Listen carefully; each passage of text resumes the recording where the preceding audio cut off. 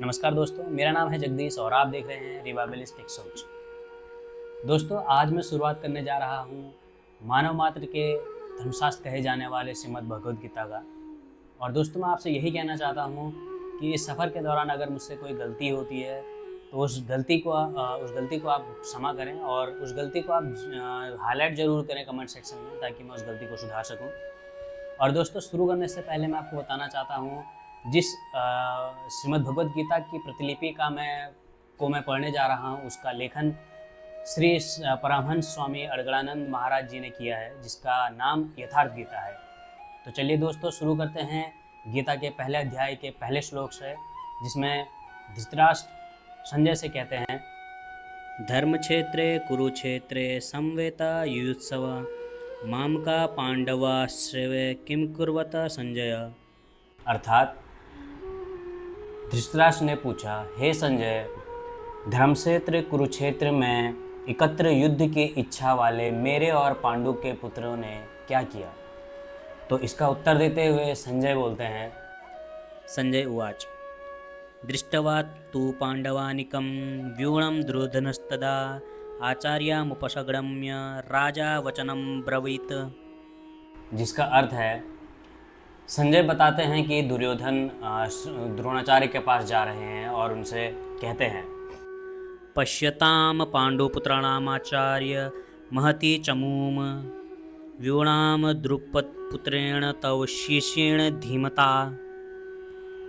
जिसका अर्थ है, हे आचार्य, अपने बुद्धिमान शिष्य द्रुपद पुत्र धृष्टद्युम्न द्वारा खड़ी की हुई पांडुपुत्रों की इस भारी सेना को देखिए।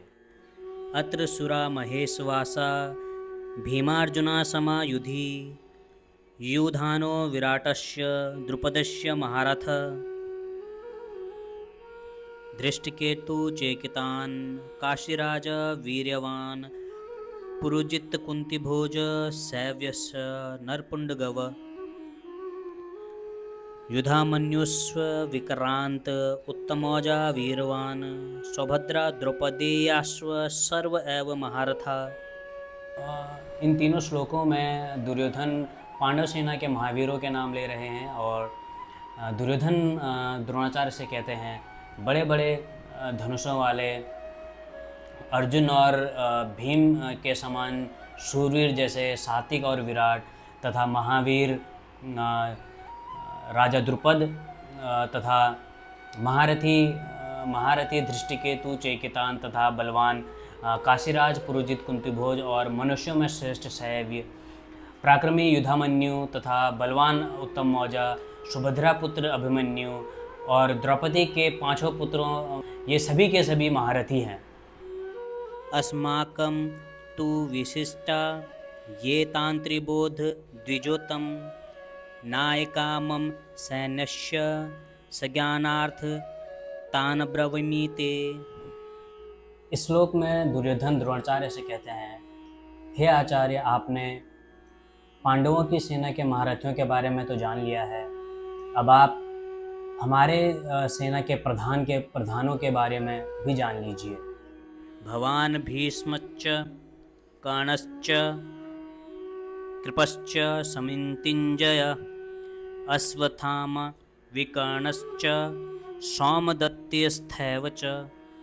इस श्लोक में दुर्योधन कहते हैं, सबसे पहले आप द्रोणाचार्य और भीष्म पितामह तथा कर्ण और संग्राम विजयी कृपाचार्य तथा वैसे ही अश्वत्थामा, विकर्ण और सोमदत्त पुत्र भूरिश्रवा के बारे में भी जानिए।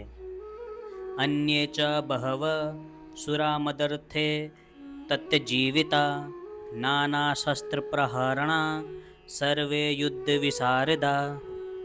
इस श्लोक में दुर्योधन गर्व के साथ कहते हैं कि मेरे लिए जीवन की आशा त्याग देने वालों की कमी नहीं है।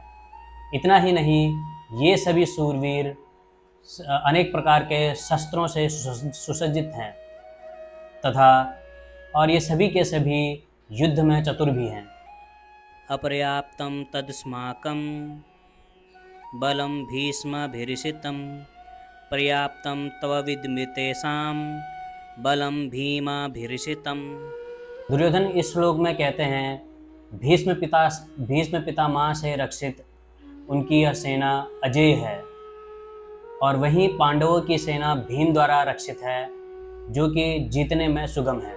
दोस्तों, अगर इन श्लोकों का अर्थ हम निकालें तो यही समझ में आता है कि जिस प्रकार दुर्योधन अपने परिस्थिति का आकलन कर रहे हैं दोनों पक्षों को जानकर, उसी प्रकार से हमें भी अपने समस्या को अच्छी भली भांति उसका आकलन करना चाहिए, और हमें पूरी तरह उसका ज्ञान होना चाहिए, हमारी समस्या के बारे में पूरा ज्ञान होना चाहिए, और उसी प्रकार हमें अपने बारे में भी पता होना चाहिए कि उस समाधान के लिए हमारे पास पर्याप्त मात्रा में क्या क्या चीज़ें हैं जिससे हम उस समस्या का समाधान कर सकें। इसका ज्ञान हमें सिर्फ़ और सिर्फ समस्या और समाधान का गहन चिंतन करने से ही होगा।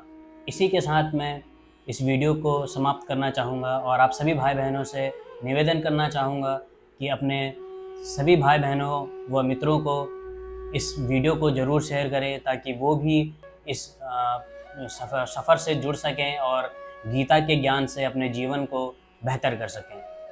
तो दोस्तों, अब आपसे मिलते हैं हम अगली वीडियो में, जिसमें हम अगले 10 श्लोकों को समझेंगे। तब तक के लिए आज्ञा दीजिए। नमस्कार।